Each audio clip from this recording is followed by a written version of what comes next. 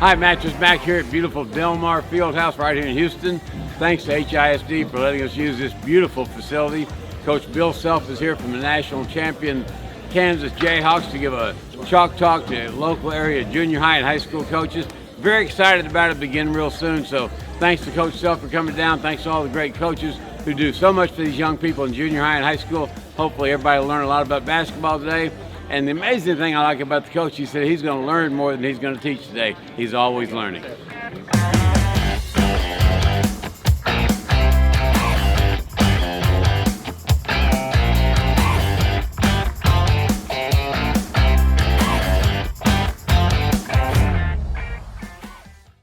A national, multi-time national championship winner, including this past year's national championship. I'm going to turn it over to head coach Bill Self. Thank you. I hope everybody's doing well today. I know that I'm excited to be here.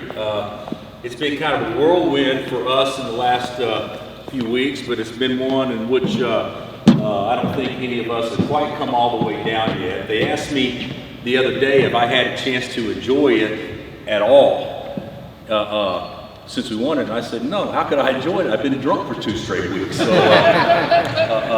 but no, I'm joking, but kind of. But it's been fun. It's been fun, and certainly the thing about it is in our business, and I said this earlier, and some of you guys are in different stages in your career, obviously. We've got some old timers who've been around a lot, and we've got some guys that are just getting their feet wet and everything like that. But the one thing that you have to know about our sport is the more you know about it, the more you realize you don't know.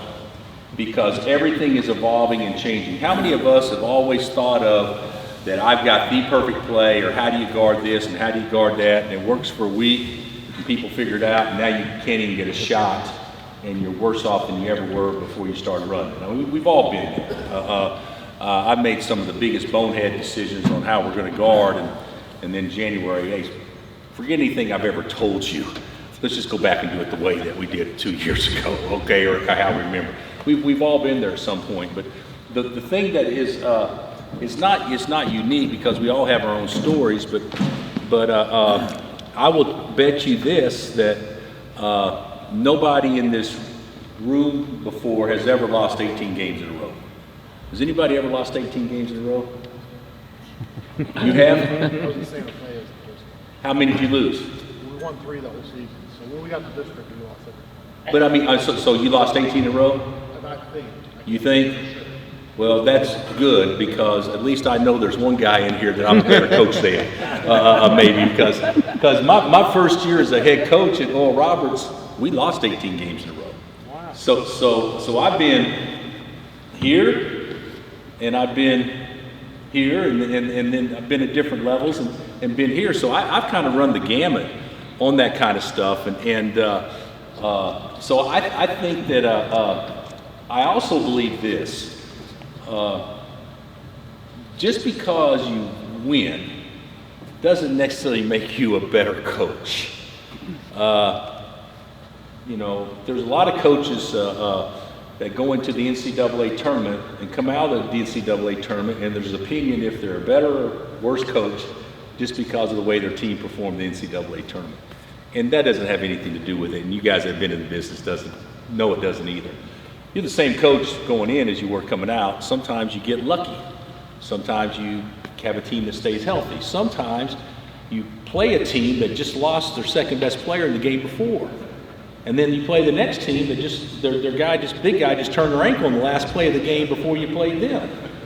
And one of the games that you played a 10 seed because the 2 and 3 seed got upset earlier in the tournament. So that's where we are. We've had an unbelievable run at Kansas with players.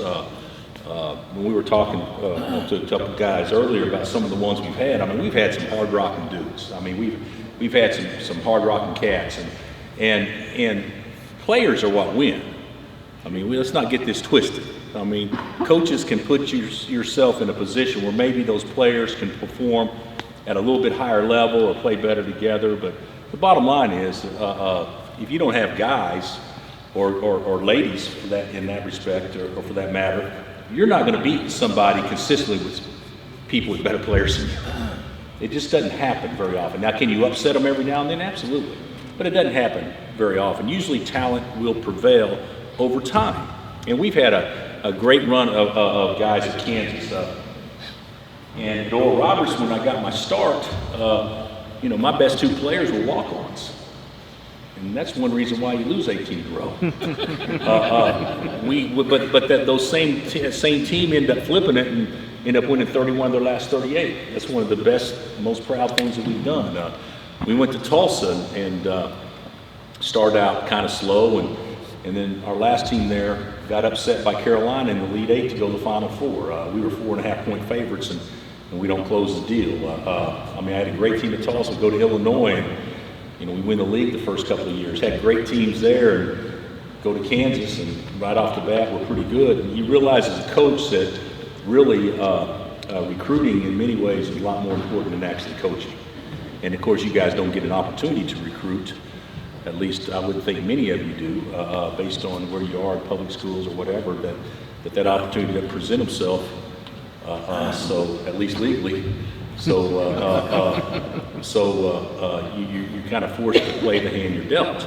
In our world, we don't have to play the hand we're dealt. We get a chance to move it around and change it each and every year. So it's been fun. The thing that I also believe is this, and I learned this from Larry Brown. My first job was at Kansas, just out of college, and I was a graduate assistant for Larry, who may have been the greatest basketball mind that our sport had known at that time, and maybe still is ever. And I had a chance to be assistant with him, and I was always amazed by him in that no matter if he went to watch a high school team practice early in the morning, and they did this one drill, he always took that one drill back and implemented it into our practice plan all the time. He always learned from others, even though he's smarter than everybody else. And I think those are the really smart coaches, are the ones that are smart enough to know that you can always learn from somebody else. And so, like, if we spend equal time up on the board today, I'll bet you that I can learn something that we can do that make my program better, probably more easily what you can learn from me, maybe making your program better. So we're all in it to share. And something else about our sport is I've always been a fan of those that give openly what they know. Like, I've had assistant coaches would say, well, Bill, why would you tell everybody what we do? And I'm like, they're going to scout us. They're going to figure it out anyway. Why wouldn't we share if it helps somebody? And so many times we try to keep everything in tight because we think we're protecting something. No, you're not protecting anything, because anybody knows what they're doing anyway is going to figure out what you're doing as well as what you do. So that's kind of how it works. And so I'm here to share. I'll certainly offer up anything I possibly can. I know that you guys are probably coming from different stages or levels at your high school or middle school or whatever, where maybe you coach athletes, maybe you're coaching the team full of non-athletes, whatever, and you got to try to do something to fit your personnel and what you do. But one thing about it is, like, you may not throw lobs, but there may be a way to get a back cut running the same play as a lob. I mean, there's a lot of different things that you can do, and certainly I'll share with you anything that we do. I don't know if you saw us play much this year. This was not the best team. Okay, I've had many teams that was probably more talented than this team, but this was the most cohesive, best chemistry team I've ever been a part of, ever. And it's amazing to me. I had one of my buddies tell me one time, hey, the most talented guys don't win. The talented guys that play the best together win. And that's the key to coaching, is get everybody to kind of buy into together, we'll be much more successful if we execute and believe in what we're doing. And that's one thing where culture comes in, so many different things come in, but everybody's got to have both feet in. And very rarely, and you guys know this, do all teams have both feet in very often. There's a parent that thinks a kid should be playing differently. You guys got a harder job than I do. You got to deal with parents. I don't. After we get them, no. I'll see you at graduation. You guys got to deal with them all the time. And so, or school board member's son that isn't getting enough shots. I mean, you guys got real hard jobs. All I got to do is get them there, and then after I get them there, I can coach them, because if they don't, everybody at our level really wants to play. And if they don't do what we ask them to do, then very rarely do they play as much as they want to. And they end up screwing themselves. And there's really nobody for the parents or the school board members to blame. So it's probably easier in many ways to do what I do than it is to do what you do. But certainly it's very, very simple. And I'll share this, and then I'll answer any questions you have. As a young coach, I think we get confused sometimes, because I know I did. You ever had a team that said, you know what? This year we're going to press. Those kids are gone next year. You know, this year we can't press, but we're going to be the best zone team we can possibly be. And next year you say, you know what? We got good enough athletes. We can play man, and we can pressure and get out in the lanes. All right? And you do those things, and it's okay to change. But the one thing that can't change is your core philosophy on what you think wins. And we get confused on what your core philosophy is. I get confused on it sometimes. My core philosophy offensively is we got to get one or more good shots each possession. That's it. How you get to it changes, but that's how we play. So no matter what you do to get to it, one or more good shots each possession. My thing next is we're going to give up one or less shots each possession. Okay, sounds simple. Well, obviously rebounding is a part of that. There's a lot of things that are part of that, which is very important. And this is my point right now. On our board before every game, we write down same thing. I've done this for 25 years. I've been doing it for 29, coaching, but probably 25 years I do this. What we have to do defensively, you know, this is what we're going to do. This is how we're guarding the post. This is how we're guarding ball screens. This is blah, blah, blah, blah, blah. And then you get into the situation. No easy baskets. You can't give up easy baskets and win consistently. Can't do it. The way I think. No easy baskets, so that's eliminating transition, whether you send 2 to the glass, whether you send 3 to the glass, whether you send 3.5, whether you get 4 back, depending on the situation. We are not going to give up a transition basket. Okay? No layups. So we're not going to give up a transition basket later. At least that's what we attempt. And then I call it angles or straight line drives. When a post man can catch a basketball and score with no defense behind him, that's an angle. At least you want to make there be some resistance if he catches it where he's got to score over somebody or through somebody. So you can't give up angles or straight line drives. And we all know what straight line drive is. And the last one is rebounding. Okay? So, you know, whether it be rotation, rebounding, whatever you do, but you can't give up second shots off offensive rebounds. Now, if you think about that, and nobody does it perfect. You know, Kelvin may do it as good as anybody in the country here. But when you think about that, if you could do that, how often would you lose? How crappy could you be offensively and still win every game if you didn't give up easy baskets? You can be absolute crap and still win, and not if you don't give up easy baskets. Well, this is when we get confused. That's how I think. I'm not saying I'm right. That's what's most important to me. And then people ask me all the time, why don't you press? God, you've got all these athletes. Why don't you press? Why don't you go put 2 guys on the ball? Well, the reason I don't do that is because that's my philosophy, no easy baskets. What does that have to do with anything? Well, if you put 2 guys on the ball and they get out of it, now they're playing 4-on-3. that creates layups, that creates transition, that creates offensive rebound opportunities. So that's why we don't press. Now you can still press and do different things and soft press and not compromise your stuff.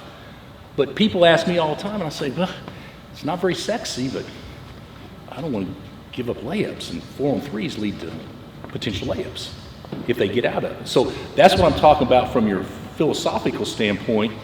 You can't have this philosophy and then you teach your kids ways to go against that philosophy that you don't believe in. And we all do that all the time. I think we do that as parents all the time too. You know, hey, this is what I stand for, and you end up teaching your kids something different than what you stand for. So I mean, we've all probably done that. So I just want to make that's something that I think is real important with young coaches is whatever you believe wins, don't compromise it underneath it, because that's not what will win, because you can't coach what you don't believe. And we all have to coach what we actually are sold on and believe in. Well, why don't you play zone? Well, nothing wrong with the zones. First of all, I don't know how to coach it. Why are you going to coach something you don't know? I do not understand zone. I work for Eddie Sutton. You guys know who Eddie Sutton is? If I played zone now, he would roll over in his grave. Because that's not what we do. That's not what you've been taught. You know, I went to Oklahoma State, Mr. Iba, all that generation, those generations down, nobody plays zone. But that doesn't mean it's wrong. That means that's what I believe in. And so I think it's real important to stick to your principles, because when you don't do that, even though it sounds good that I'm so flexible and I change and I do all this and I do all that, who it hurts the most are your players. Because this game is a reactionary game. It's not a thinking game. When you think, you're slow. And when you do a lot of different things, sometimes it forces kids to think. That's why, like, if you look in the Final Four, okay, I've got right about 85 plays on my play card going into most every game, okay? Seems like a lot. 15 of them are out of bounds plays. They don't count. 15 of them are zone plays. Well, you know that Carolina and Villanova's not going to play zone. So it starts getting smaller and smaller and smaller. Well, 6 more side-out plays, and hell, we've been doing those every day since first day of practice. They know those. And then you may tweak and add a thing or two, but basically, when you play against good teams, that stuff doesn't work. You got to have players that work. And so, you know, you may run a quick hitter or something and get something out of it, but the whole thing is having your players be so comfortable where they can play with freedom and not compromise your principles and still get good shots and still believe this is the way you guard, and they don't ever have to think about it. That's when you get a good team. And so that's why teams that play like whether it be NBA or high school or whatever, the best teams playing in March are usually or college are usually the teams that, you know what, it's overly simple, because we want to overcoach them. And we want to do all this fun stuff, and you know what, the fun stuff doesn't work if they have to think. So I would encourage everybody to simplify and obviously do things that you believe in that are sound. All right, but if you give up easy baskets, I'm telling you what, I don't care how good your offense is, your ass is going to get beat over time. And that's what's been our philosophy. And you know, we've actually, you know, people don't really talk about how much we've won. I don't talk about it much. I'll brag now, but you know, in the NCAA tournament, the worst team that we've had in the last 22 years is a 4 seed in the NCAA tournament. The worst team that we've had in 22 years is a 4 seed. Last 22 years, we jacked around and didn't win the league 3 times. 19 league championships in 22 years. We've been a number 1 seed in the NCAA tournament. If you count the year that we had COVID, 9 of the last 16 years. I mean, we've actually done pretty good. But the reason we did pretty good is because we got better players than everybody, and those players play sound for the most part.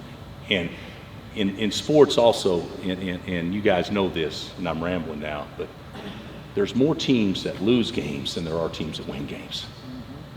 You don't, there's not that many times where somebody plays great, makes a perfect play and wins, and you guarded them right, and they made the shot still and they won.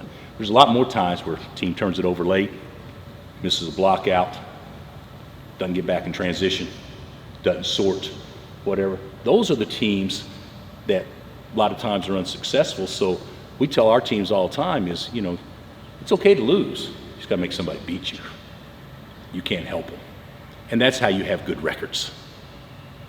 That's basically the philosophy, I think, in having good records.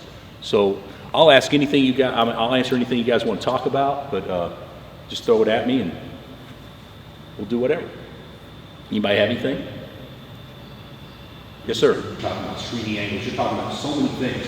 To get good at coaching offense, it takes time. Defense, you could be, it still takes time to be a good defensive coach. But to me, I think it's easier to get guys to stop somebody than it is to score. This is something else that if you were, would you rather be behind one with the ball last possession or up one on defense last possession? You say that one? I always like to. That's what you're saying. The defense wins.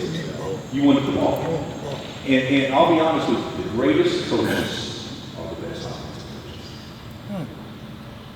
Coach Bobby Knight had a reputation for being the best defensive coach. Coach Knight was so far ahead offensively than his defensive concord. Coach Knight, in my opinion, didn't get bored by any stretch. But when he was early years at Indiana, defense, and it was, at his later years is, how do I figure out how they can't guard me, as opposed to how do I figure out how I can always stop them. So I think it's through a phase of coaching. I think that I gravitated to offense far more than defense. I bet you spend 15, 20 minutes a day maximum. Defense to me is, you want to practice offense, but defense to me is a mindset on what you do. You can practice, we practice, ball screen coverage, how are we going to guard the roll man. There's a ton of things to practice. We do that. But if I spend as much time coaching offense in practice as I do defense now, I think we'd average 60 points a game. I want to play offense. And the other thing is, I still think giving up easy baskets is what loses. But I think you can not do that if you emphasize the right thing. Coach Sutton was the best I've ever seen. Now, I know if you guys have been around, you had to admire how his teams always go. If you're old enough to remember. Seriously, we would work on defense 10 minutes, 15 minutes a day. But the whole talk was, when they're working on offense, it's defense. So you're really practicing offense all the time, but the mindset is they think defense is what's most important to you. But you don't ever practice it. You mind screw your players. And that's kind of what we do too. Chew them out every time that they don't do something right. My whole deal with our players from a mindset, this is why I talk about all the time. The other team can't, if the other team can't score, you can't lose. That's why I talk about it. I'm not actually spending an hour and a half a day working on that as much. If you can't make a team play ugly, how are you going to win on days you don't shoot the ball well? That is a philosophy, that is something that we preach our kids. But at the end of the day, when you're playing the best talent, you can't get the ball in the basket, you can't win. And so I think it's a fine line you walk. So with me, I don't know how those other coaches did it. I emphasize what I didn't work on. I think that's probably, I work on defense, don't get me wrong. Kelvin Sampson, you guys all agree, probably as good a defensive coach as there is. I haven't been to one of Kelvin's practices in a while. I coached against him many times, obviously in the Big 12 when he was at OU. He's fabulous. I guarantee Kelvin would tell you right now, he's a much better offensive coach because he spent time in the NBA. He learns isolations. He learns how to take advantage of switches. He does that, but his players play their butts off every possession, so he doesn't have to spend as much time on that, so he can really work on offense. Would you guys agree? You guys have been at Kelvin's practice probably. But it used to be a situation with Kelvin when he was young. No. There's a loose ball there. 10 guys got to die for the same loose ball. We're just going to do it until somebody breaks an arm or leg. He may have changed a little bit, maybe not much. So that's the philosophy. Tougher, harder, faster. That's what everybody wants. Tougher, harder, faster. But offense is different.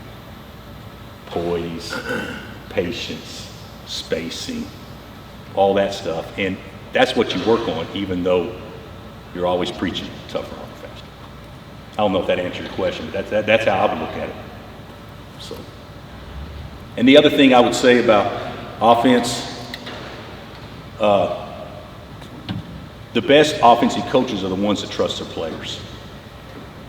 Like, you could have really good players out there, and one guy doesn't believe in what you do, or you overcoach them, or this, and this, and 4 out of 5 actually try to do what you want them to do. That offense is going to be crap. You can run bad offense if you got 5 guys that all believe what you're doing. It could be the worst offense in the world. It'll look great. I'll tell you a story about offense real quick. At Oklahoma State, when I worked for Coach Sutton, I'm a young guy. I'm 26, 27 years old. And he runs this crap play. Pass it here, you screen away. You pass it there, you screen away. You pass it here and screen away. And he kept telling the players, can't guard it if you run it right. Can't guard it if you run it right. Do it again. Can't guard it if you run it right. You guys just don't know what you're doing. Do it again. Do it again. Do it again. And the guys are like, God, what does he want? We can't score on this. And after practice, I was an idiot. I went up to Coach and I said, hey, Coach, I'm not trying, I know you won a ton of games. We can come up with something better than that, I think. He said, Seth, you just don't get it, do you? You don't get it. I said, what do I not get? It's not a good play. He said, it gives the ball to the third side of the floor when you can't get a shot, so it gives the defense a chance to break down before you do shoot.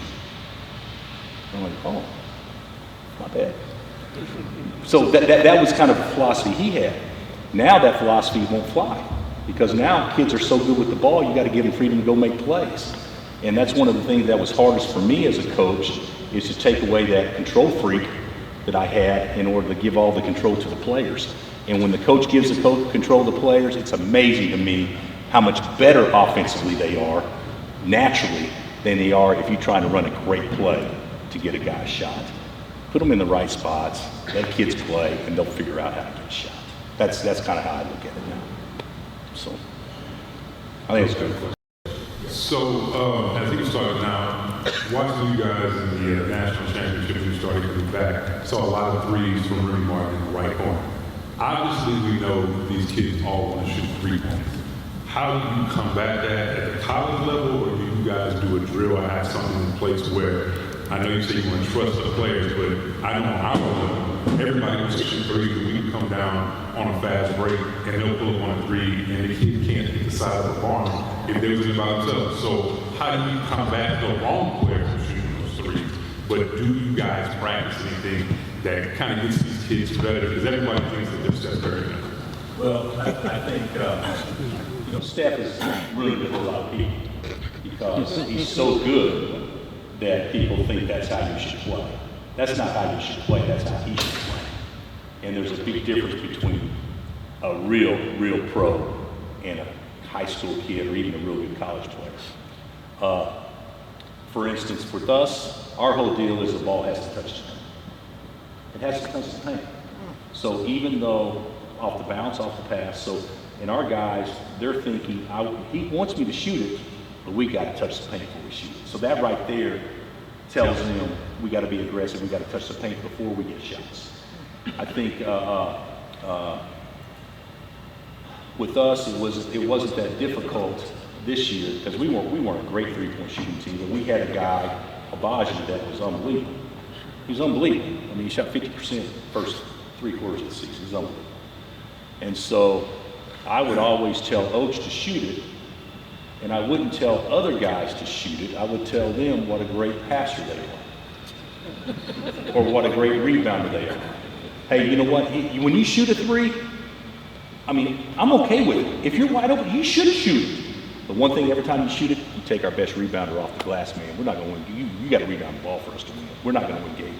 And you try to get that in their head where they think their role is this. it's not equal opportunity, even though you want everybody to have freedom. But my guys know going in the game that if I'm wide open, I'm going to shoot 4. If I'm wide open, I'm going to shoot 5, and they'll just shoot 11. They all know that going in, and I don't think it's me telling them not to shoot it. I think it's me putting them in situations and explaining how this play is better for us without ever telling them not to do it. I think that's one of the tricky things in coaching. Like, if you say, if you're in a timeout, okay, guys, all right, can't turn it over right now. Can't turn it over right now. Everybody be strong with the ball. The last thing your player hears is turnover. You know, you want to tell them, hey, right here, right now, we're going to take the best care of the basketball we have all game.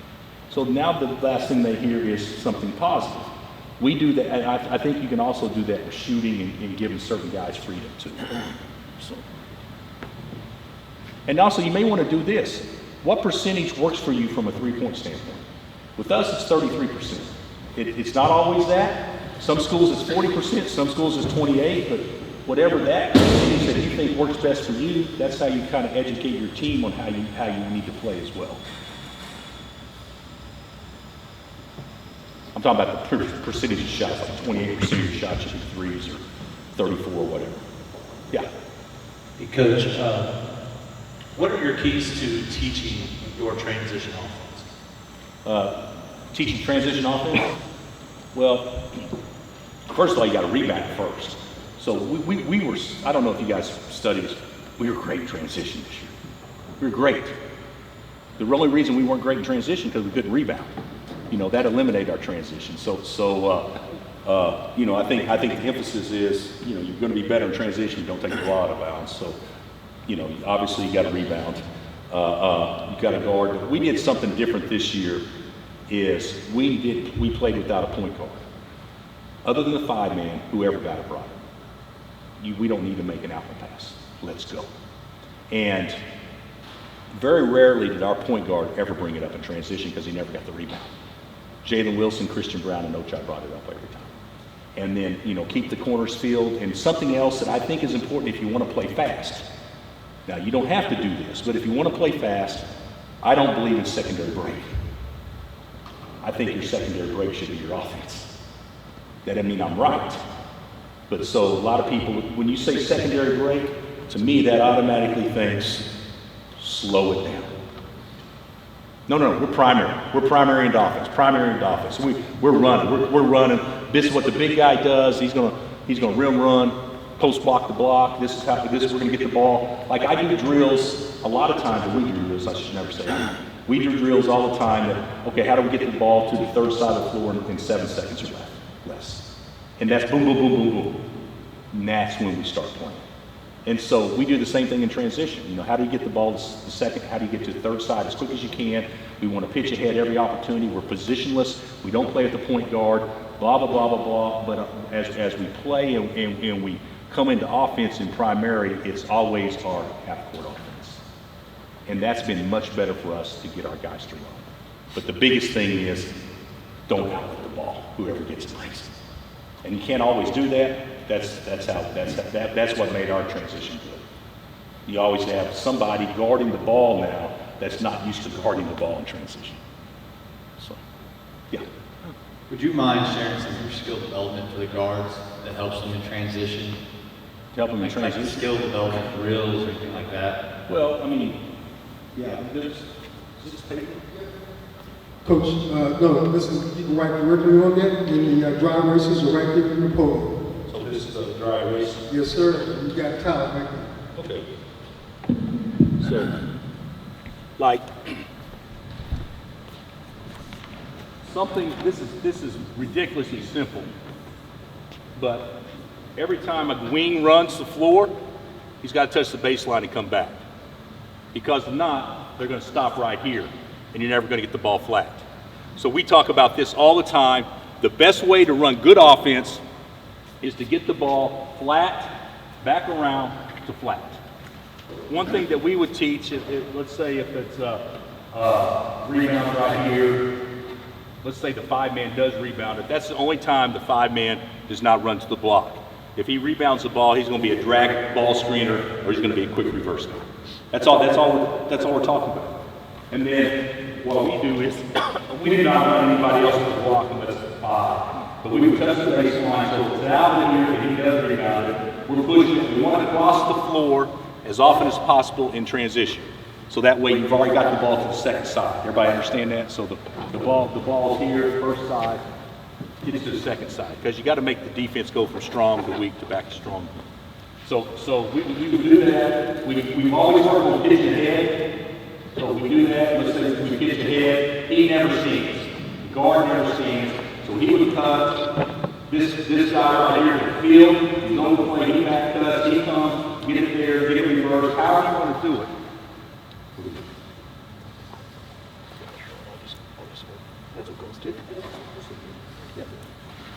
So basically what we try to do is get the ball flat, and the drill that we don't really do it as a drill, but we'll time our guys how long it takes to get from the possession to half court when you run.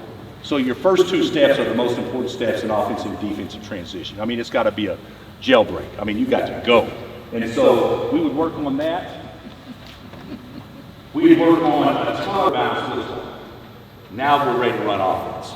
So now we've worked on, this would be probably more than likely back cut, probably clear through. This would be maybe a dribble back, a back cut, or a short pass into a ball screen, come off, and he comes off right here. The next would be a back cut. And so everything we do offensively is we're filling these 4 spots and keeping the corners to it. That's basically it.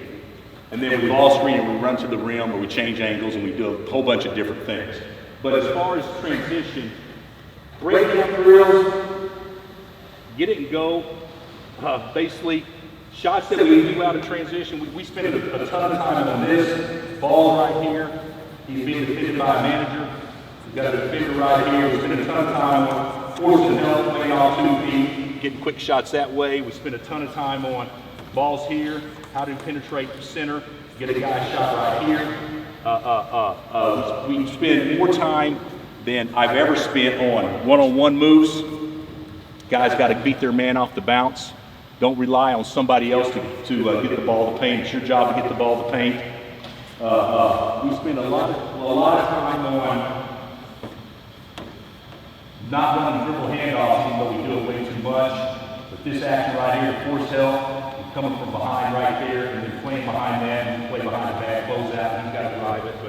But most of our stuff would be 3-on-3 or 4-on-4 playing without postman. That's probably what we do as much as anything else. When we're playing well, I think we're one of the prettiest teams to watch because the ball moves. The ball moves. I don't allow kids to do this.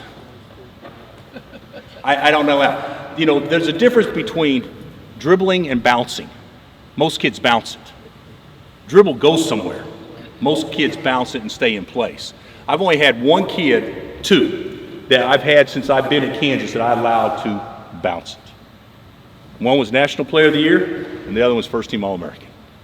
Everybody else is, when you catch it, you shoot it, you drive it, or you pass it, the ball cannot stick. You know, Coach Popovich used to have that 0.5 rule where you can only have the ball.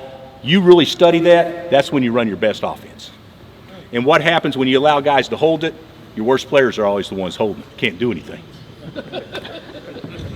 I would rather a bad player shoot it than hold it. At least shoot it, there's a 1 in 3 or 4 chance it goes in. If he holds it, there's a 3 out of 4 chance he turns it over or does something stupid. But that's how we play. It's so much fun to play. And the thing about it is, it's probably more fun to play that way if you got 4 or 5 average players. If you got one guy that's great, yeah, it may not be for him. You got to loosen the reins a little bit and give him more freedom. But for a team that's like our team this year, Abaji couldn't dribble. He wasn't a great dribbler. I mean, he got better, but he wasn't great. So it was perfect. He's the one that we want to score. He wasn't a ball. Ball didn't stick. He wasn't a ball holder. DeJuan Harris, you guys remember him? He can't score. He can't score. So he was the best ball mover in the world. The worst one we had was Remy. Remy drove me nuts. I mean, he could dribble 7 times in a span of 2 seconds, quick as shit. and move like maybe 6 to 8 inches. So we had to find a way to eliminate that with him. But for the most part, your team will enjoy playing that way more because they feel like everybody gets a touch. Everybody gets a touch, but I cannot stand this isolation crap. And the NBA is different because it's a short clock. You got to have ball in the best player's hands, all this stuff. But I just think sometimes when you watch an NBA game, how beautiful it can be the first 3 quarters. And then when it gets to the fourth quarter, it's so slow. Guys bring it up. If it's not transition, they bring it up, and everybody's going to take a shot with under 3 on the shot clock. And because the ball doesn't move. They don't play the same way in the last 5 minutes as they play the first 43 minutes. And so that's something that I do take great pride in. I think that ball moves. And one of the best drills that we do is we'll play with a 7-second clock or 11-second clock or a 13-second clock. All right, guys, ball's got to get to the third side and we got to get shot up or we run it. And that ball hums. And it's fun to play that way. So, yes.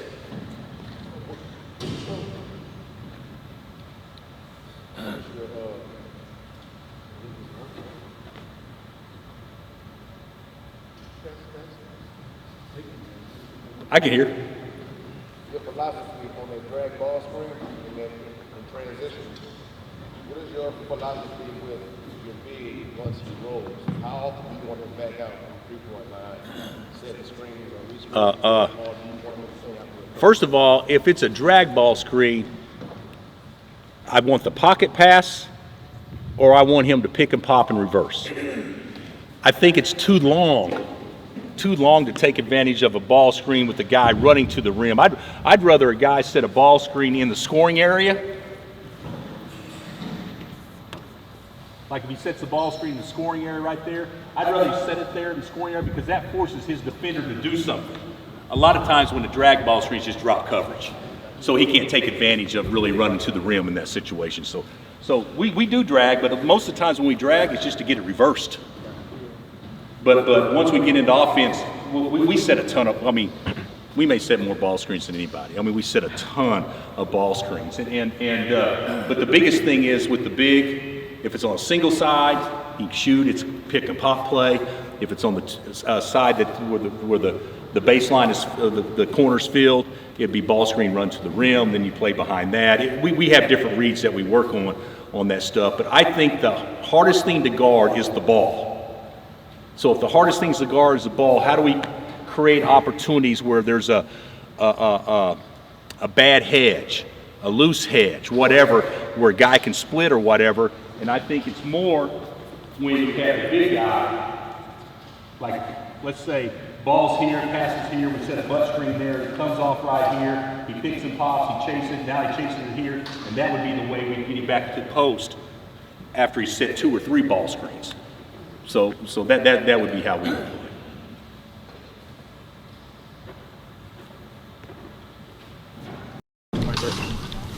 So I know you mentioned positionless basketball, right? So at what point in your career did you begin to adopt that philosophy? Was that due to a change in the game over time? And then 2, we coach middle school, right? So obviously, like you said, with Steph Curry and all these other guys that have changed, the scope of basketball as we've seen it, what would you put the most emphasis on kids at the younger level? What can they do that's going to translate best into the high school and college game? Or what would be your I would say, obviously, let's call it like it is. In today's world, if you can't shoot, you can't play. You can have we had a kid, you guys remember Marcus Garrett that played for us a couple years ago? He's one of the few guys that was a great player that wasn't, you couldn't trust it. But God, he was so good. National Defensive Player of the Year. That's a different level of defense. But I really think this, if you want to get a kid ready for high school, get his handle on a string, get him to learn to play without the basketball where he doesn't gravitate to the ball, where there's movement and he cutting and all that stuff, and get him where I'd rather have a guy that can shoot than a guy that can score. And the way that most kids think they want to score as opposed to shoot. The thing about it is I would rather make a kid a scorer, but it's hard to make a kid a shooter. It's hard. So I would spend as much time shots off the catch. I would spend as much time dribble penetration and learning to play with others. I would spend as much time having a kid have it on a string, and don't think this isn't important, but to get a kid ready, if a kid cannot guard in high school and he comes to me, it won't even be a consideration whether we take him or not. Recruit guys that are hard to guard. You can teach them how to guard. That's how I've always thought. And it's much to your point right there, Coach. Isn't that what you were saying too? So I would spend, you got to teach, you got to be fundamental, you got to be sound, you got to jump the ball, you got to see ball and man at all times. Those are things you have to do. But to get a kid ready for the next level, I would make it where his own personal skill set is so good, or try to make it where it's so good. And the other thing I would say is, I've never understood this. I do this with our kids all the time. So a high school game's 32 minutes, is that right? So the high school game's 32 minutes. You've got 5 guys playing the entire time, and you got 5 guys on the other team playing the entire time. So that's 10 people playing at 32 minutes. What is that, 3 minutes and 20 seconds each? If everybody had the ball the same amount of time? What are you going to do the other 28 minutes and 40 seconds? And I try to sell with them, how do you play? Get their skill set right, but how do you play without the ball as opposed to how you just play with the ball? Because when a kid goes from high school to college, or from middle school to high school, he's not going to be the baddest man on that team. He's going to be a freshman or a sophomore trying to fit in with upperclassmen. The best way you can fit in with upperclassmen is to be able to play without the ball, because it's never going to be about you when you first get there. I tell my guys this all the time. So, Ochai, you're good. Oh, so I guess when you go to Lakers next year, they'll probably run shit for you. They got LeBron and Anthony, but they'll probably run stuff for you. So is it more important for you to be able to make a shot off of somebody else's plays and to be a ball mover and get other guys the ball in positions they want to play? Do you get in the game more doing that, or do you get in the game more being the main guy? Because there's not one guy on my team that's good enough to be an NBA main guy. There's only 40 of those in the world. And so they got to learn to play with others. And so all the drills you do, reward them for making passes. Don't reward them for making baskets. Even though you get their stuff ready, but I would say, how do you play with each other? So that'd be important to me. And that's why coaches point. All these kids average all these points. They get to college, they don't average as much. A lot of that's not the coach's fault. A lot of that is the kid doesn't know how to play with others. That's one advantage of playing in a good program, guys. You got good guys around you all the time. Because when you play in a program where you got one guy has to shoot up all the balls, he's going to struggle probably more at the next level because he didn't know how to make others better. Ochai's job is to make LeBron and Anthony's game easier. They're not worried about making his game easier. So. I've seen a lot of your gun drills that you do, but how much time are you spend specifically on skill work before you practice with your team? We changed the rules. We only get like 4 hours a week with our guys during the off season, so it's not a ton. Compared to get 4 hours, compare that to 10 years ago. 10 years ago, you get 0. So they changed the rules where we get 4 now, where we didn't get those before. So I think that's right, isn't it, Dan? We didn't get time with our guys in the off season before, did we? So now you get time, and 4 hours doesn't seem like much. Stretching doesn't count. I go down there. When I go down there, that's when the clock starts. They're already loose. We'll go 50 minutes a day. 50 minutes a day is an unbelievably killer workout if you're only working out with 3 or 4 guys. So you can actually get, 4 or 5 good workouts a weekend doing that. But the whole thing is about shooting, and kids don't understand this. If you practice shooting where you're not shooting it the exact same way you should shoot it in a game, you're wasting your time and everybody else's time. It's a waste. It's a waste. You should be I'd rather a kid work 7 minutes on a shooting every day where his elevation is the same, where his feet are ready, where he's exploding into it, his footwork is proper, he's on balance. But nobody does that. When we do our shooting drills now, it almost becomes just a jack-around session. And even with us, you know, Christian Brown, you guys all know who Christian Brown is? Whole deal with Christian, you got to get a quicker release. You know, he feels like he's wide open at 6 feet. He should, any good shooter should feel like he's wide open at 3 feet because he dips and he takes his time. Hey, Christian, you just practice 20 minutes doing something that gonna make sure you don't make money. You know, but that's the way it should be with everybody. Everybody should be working game speed. And Ochai Agbaji is the best example I've ever seen because he wasn't that good. And his release from a catch to a shot off a 3 is 0.6 seconds. And it's 0.6 seconds every single time he touches it. Every drill, every practice, everything. And that's why he's got a chance to make a ton of money because he takes it serious. But until a kid will take shooting serious, he's going to be just good enough to get you beat. You got to want to be good shooter. And that's what's going to allow you to play at the next level, even if next level is college or whatever. Because if you can really shoot the basketball, there will be a place for you somewhere. So. A lot of times you have coaches that always say you have to buy into the program and dealing with correcting the shot. How much time do you spend, as well as coaching, as well as giving them energy, speaking life into them away from sports to get them to buy into what you're thinking and saying? I was telling somebody this earlier. I think it was Mac. But, you know, we're always looking for things to make us better, even if it's just a little bit go a long way. So I went to Australia 3 summers ago, and I bunked up, same room as a bunch of guys' trip, it's a golf trip, and I'd never been anywhere. And there was an Australian guy there that I had met before because he was part of our group. He's a home builder in Tahoe. Went to California from Australia, bought a hammer while he was there, never built a house, never did anything, and now he's one of the greatest home builders in America. He's won all these awards and everything. And we're talking about how is your business different than mine?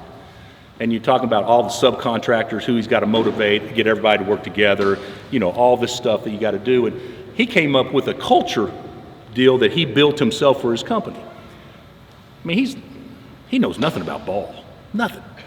And I brought him in, and he interviewed every coach. He interviewed every player individually. We met as a group, and we all figured out what everybody thought was important to them.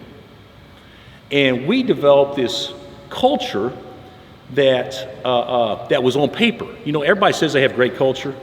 Everybody does. Well, this is our culture. Now, really break it down. What does that mean? And I was the same way. Oh, man, we work hard on everybody. Oh, your culture, that's your culture. You work hard, okay? God, what a novel idea that you actually work hard. And so we broke it down, and many subsets took months to do. And now when my players are at a urinal, they're reading the culture. My players, when they brush their teeth, they're reading the culture. When they walk in the locker room, they're reading the culture. When they walk in their office, it's plastered all over the wall, they're reading the culture. And it's become second nature for our guys. And it's simple things, whether it's leadership and different aspects of leadership or ownership or whatever it be. But it's simple. We could just get on one little card here, speak and listen right, always a little more. You know, whatever it is that would fit your program, we put it together, and it's amazing how our attitudes have changed. It's amazing how much more selfless we become because of these things. It's amazing, instead of saying, Udoka, you guys remember Udoka? Monster. Loved him. But sensitive. So if you said, Udoka, get into gear. So we developed buzzwords. So our players say, so if I say it to somebody, I'm not saying things that they can take negative with them. I'm saying something that equates to something that they can take negative with them. It's amazing.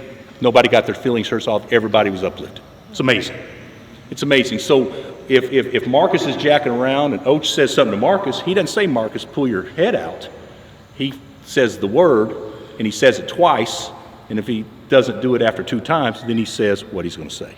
I did the same thing. It was unbelievable. My players in timeouts would say the buzzword to me when I get off on tangent all the time. And it brought me back. It brought me back to where I should be. And so I think there's things like that you could do to promote selflessness and togetherness and all those things. Something else as a coach, kids respect this. They respect this. If you're willing to work as hard as they will, they'll respect it. When you tell somebody else to always do your work, they know it too. They like hands-on. They like hands-on. And kids do want to get better. They just need to be taught how to get better. So my high school coach, I respected so much because every summer in an unair-conditioned gym, every summer from 6 to 9, he's in there every night. And at the time, we didn't really get it. But then we got it. Man, this guy actually cares. And that means a lot to kids. So if you have a kid like some of our kids, it's amazing to me if they could pick anybody to work out with. It may not be me, it may not be one of my coaches, it may be his junior high coach that he spent 10 times more hours with than one of us. He trusts him and all that stuff, and he knew he could depend on him. Those are the guys that are really getting it done. So everybody's got a role. So but spending time with kids is vital. What else we got? I was wanted to ask you, most of us coaches in India have been coached very hard. Been what? I was coached very hard. Very disciplined, coached hard. Hard. So in today's society, not everything is hard. But people want the same gratification like the hard. What is your philosophy? How hard? I feel like I'm one of the nicest men that ever has been around. My players think I'm crazy. A lot of them do. But the biggest fault I think that any player could say to me was if they told me after they left that I let them settle. If I'm going to get fired, I'm going to get fired. This is how we do things. Now, there's a way to be as big a hard ass as you ever have been, but do it in a way where it's not degrading, where you're not talking down to people. There's an expectation level. This is just what we do here. And anything less than this is totally acceptable. And you can actually get your players to tell you what's acceptable and not acceptable, and they'll all screw up, and they'll all tell you how hard they want you to coach them. It's their own screw up. You had a player, you ever told a guy to get on the line and said, okay, the drill's 22 seconds, but this one time you got to run in 17 because I don't think you can do it. And the dude runs in 16, and he's all happy. He showed you, and all the other players are laughing their butts off because, yeah, he did show him, dumbass. Now he's going to expect you to run it at 16 every time. I mean, so you can actually do that with your guys too. To have them set the standard. We had some Marines come in and talk to us. They said, okay, this is what we're going to do. We're going to, everybody's going to put a sweatshirt on. We're all going to jump in the pool, and then we're going to take the sweatshirts off in the water, and you're going to exchange them with somebody. You got to put their sweatshirt on. Not that big a deal. How hard is that? How much time do you need to do this? 10 minutes, 20 minutes, 30 minutes, whatever. So what he would do is he said, okay, you guys say 10 minutes or whatever the deal is. Everybody get in the water. Let's go. We'll start the clock right now. It'll get to be 10 minutes and everybody with one's got it done. All right, everybody out. We just need one more. Well, you said you were going to do it in 10 minutes. Start again. So you just don't let them accept anything other than what they said they wanted. And they'll tell you what they think they want, and then they'll realize they screwed up by making it much too hard on themselves. But you don't even have to be the jerk. You let them be the jerk. You're the ones who said it. Jeez. God, I'm just trying to hold you up to your own standard. But I believe soft wins. I mean, soft loses every day. Soft loses every day, and if a kid really, really, really wants to be good, he'll respect you a lot more if you're hard, even though there's a way to be hard without being degrading. But I don't think you can ever let your kids settle, ever. So that's why practices last 3 hours or last an hour and a half. You guys are going to decide how long we go, you know. So. Quick question on your bigs. Is there a single most important post drill you have that you're going to do every day? Most important post drill? I've always thought the key to being a good post player, if you're not great. Now, if you're Joel Embiid, it's different, because just get the ball to him and he'll figure it out. Most other coaches have to coach their guys how to score before they catch. If you're an average post player and you catch it at 5 feet and the guy on your back all the time, you're going to average 4 to 6 points a game. If you're a post player that's not great, but he understands that, okay, on the first side they're going to play me here, so I'm going to let them play me however they want to play me. I'm going to act like I'm posting strong and let him get where he wants to get. And after he gets there, I'm just going to keep him there. Those are the guys that know how to play. Those are the guys, and we call that scoring before you catch. So the key, when I said no angles or straight line drives, the key offensively, if you're a post man, is to get angles. And an angle is when you catch the ball and you can turn over either shoulder and there's not a defender behind you. And it's not that hard to do. That's why we set ball screens. We set ball screens not to get it around to the rim, but to get an angle. So if let's say you set a side ball screen right here, and let's say they don't down it, they allow you to go middle, and the ball's passed here. Well, this guy's running right here. The only way that he's going to ever benefit from a ball screen, if he sets a good enough one, that this defender has to take one step to help on the screen. Now, if he takes one step to help on the screen, this offensive player automatically has him on top of him. How does he keep him there? The whole possession. That's how you get easy baskets. Does that make sense? So here's something else. A key if you're going to set a big ball screen, this is important now if you're going to work with bigs, is when a ball screen is being set, all right, and this is the big, and this is the defender. He's going to go set a ball screen. Most people would do this. If you watch Joe in the NBA, just as how Joe would go set a ball screen.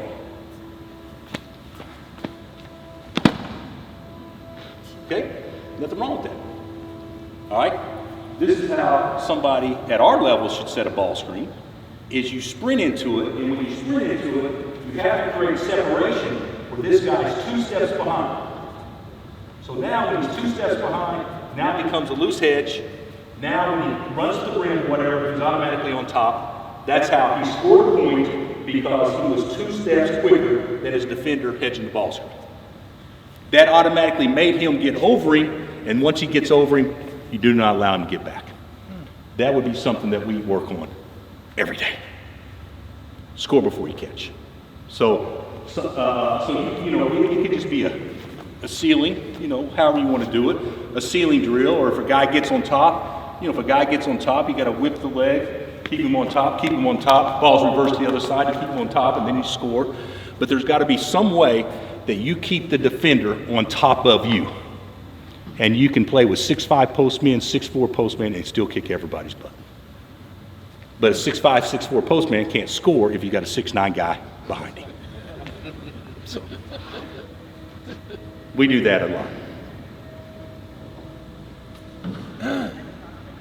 Oh.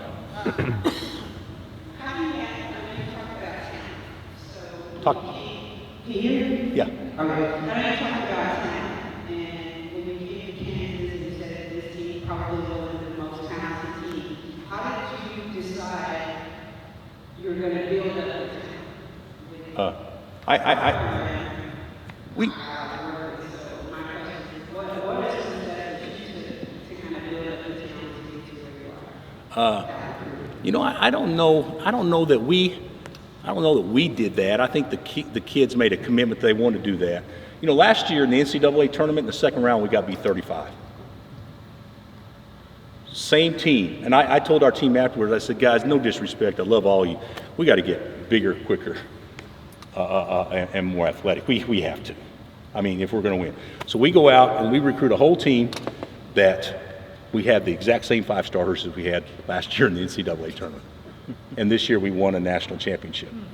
I think a lot of it is the strength training. You know, it's a lot easier to get a player to have better footwork than it is to improve his 40 time from 4.5 to 4.4. So and the things that you can control, you work on, but you got to get stronger. You got to become more explosive. You got to shoot the ball. You can't shoot the ball enough, and obviously there's a little bit of a softness factor if you ever get beat 35 in an NCAA tournament game, that your team's a little soft too, and so we had to try to improve in all those areas. But the best way to improve it is to recruit it. But it doesn't always need to be that way. Some kids' time's just different. I mean, there's nothing wrong with it taking a kid 3 years to do something that a kid can do in 1, as long as he keeps grinding. And that's what our team did this year. We just had a team full of guys that were embarrassed at how it went last year. Think about this. We won the league 16 years in a row. We won the Big 12 16 years in a row. That team that lost it that next year, how motivated were they to come back? Because every team that's ever played there in their lifetime has told them how bad they suck. You're the worst team you ever played here. And so that, even though it's negative, that's not coming from me. That's what our guys are hearing all the time. And that was motivation for them too. But I think the biggest thing is, and it's probably too early maybe in you guys' cycle, but the strength training, to me, you got to do it. You got to live in that weight room. So I don't know how much more time we have. Coach, I think a few of us have made that long walk to the locker room at halftime, being down like you were in that championship. What was going through your mind, being in the locker room, being able to talk about that? Well, actually, I thought I coached a beautiful first half. They just didn't listen. That's what I was thinking. So it was all their fault. So that's what I was thinking. I really thought this. You work this hard, and you're just going to hand it to them. You're not even going to make them earn it. I was thinking that for sure. Halftime's a long time in the NCAA, 20 minutes. So that's a long time to get on somebody. I mean, I took an approach that once we got to the Final Four, that if your kids didn't care so much, there's no way you'd still be playing. So I took approach, there's no reason to get on anybody. So, because I knew they cared. And so we talked about chipping away, we talked about how uncharacteristic this was, we talked about how we're playing soft, how we're doing this, how we're doing that. But the biggest thing that we did was I asked them this, and because when we won at 08, we were down 9 points with 2 minutes left. And that's actually a pretty hard comeback. And I asked them, would they rather be down, what were we down, 15 with 20 left or 9 with 2 minutes left? And they said 15 with 20. I said, well, the other team did it with 9 with 2, so if you got a hair on your butt, this shouldn't be that hard, basically. And come to find out, they responded to it. I knew this, and they knew this too. If the league goes from 15 to 20, it's over. If the league goes from 15 to 10, it's anybody's game. And we came out, and it went from 15 to 9 in 3 possessions. And I'm looking up saying, okay, now we got it. And now they feel game pressure and everything else. But I think a lot of times in sports, 15 is not the ideal number to be down. But a lot of times in sports, people don't understand halftime scores is about as unimportant as anything there is in life. That you would probably, in many ways, be the one that doesn't feel the pressure. Because I've been on the other way a lot. And when you're up 7 with or 9 with 3 left, and that lead goes to 4, it goes to 2. I mean, hey, what I tell Lord, just please make a shot. That's kind of what you're doing. I'm in the NCAA tournament, my first one ever. First game we ever played in. College of Charleston, they were 28-1. We were an 8 seed, they were a 9 seed. We had a good team. 28-1, and we're up 26 with 9 minutes left. And they missed a 3 to take the lead. And I was like, oh my God, what did I say? I mean, I was feeling it too. But this was just the polar opposite. The pressure all shifted to them, but I didn't get on to him. I wasn't happy, but I didn't get on to him, and I said, just go ahead. You guys have had a great team. You guys will be liked here forever. Forget being loved. You screwed that up. But you'll be liked here forever, and forget being never forgotten. You screwed that up too. But you guys will. I mean, seriously, you guys will live probably the next 2 to 3 years, and everybody still remember you. So we got that going for us. They just went out and did it. Yeah, I didn't do one thing to help them. They just helped themselves. They were great. So tough. So tough. That's good. But whenever you have a comeback, though, there's got to be one person that kicks it off. And we had that little guard, DeJuan Harris, that just dominated the first 2 or 3 possessions defensively, and the next thing you know, everybody got confidence because of a guy that can't score. Coach, you take one more. Careful, Joe. Okay, Joe.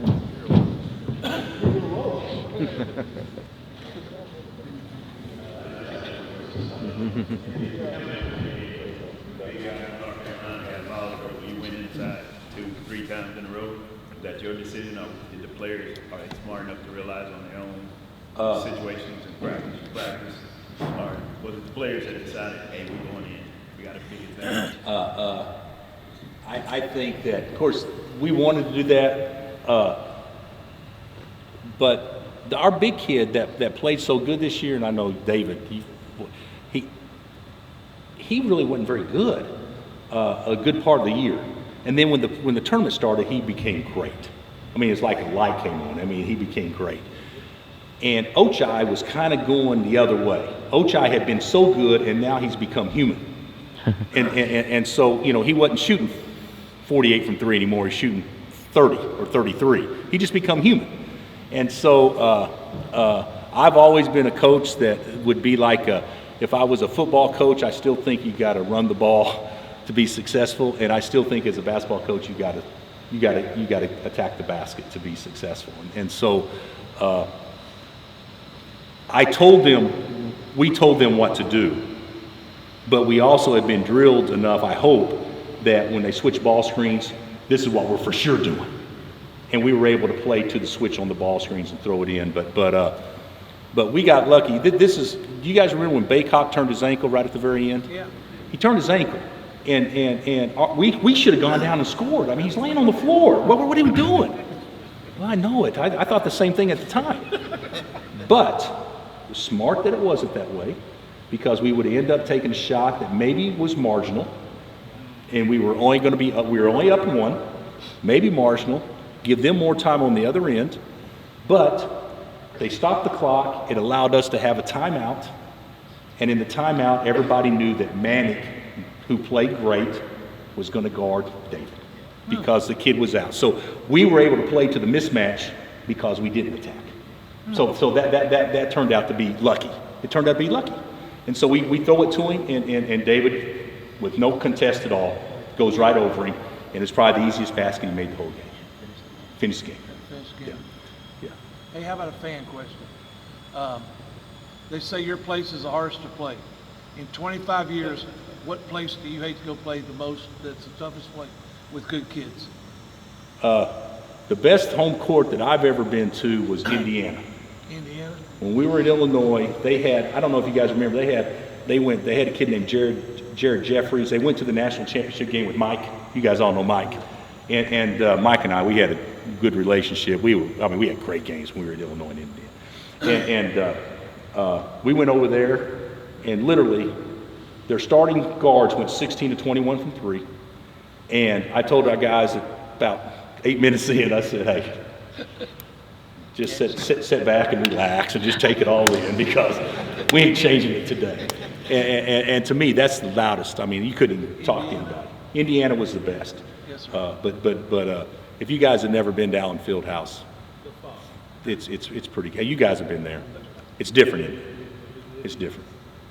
So you're on the right side of the field there, so you're in good shape. Yeah, but let me tell you something else. You know who has the best home court there is?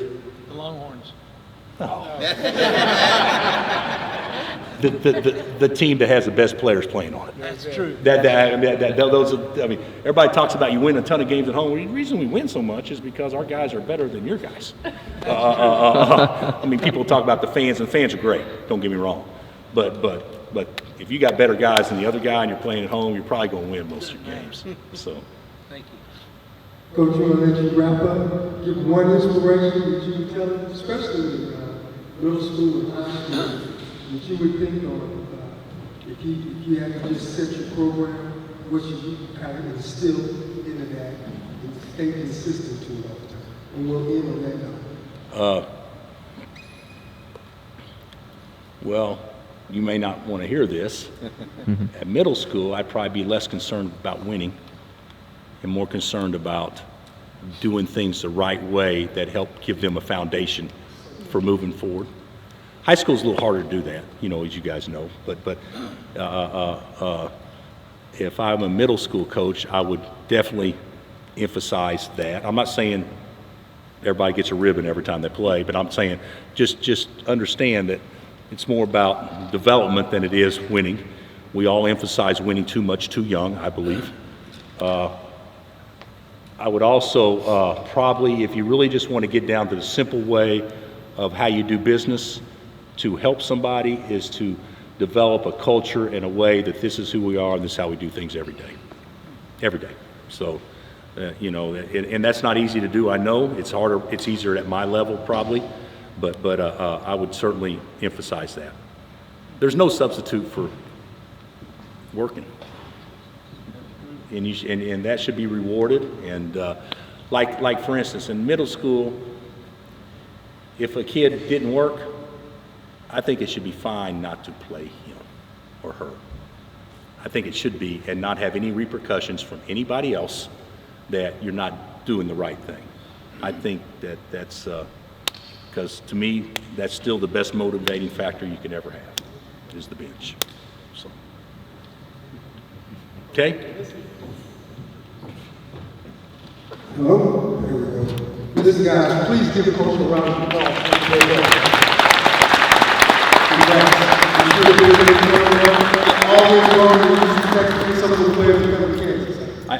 I would say this.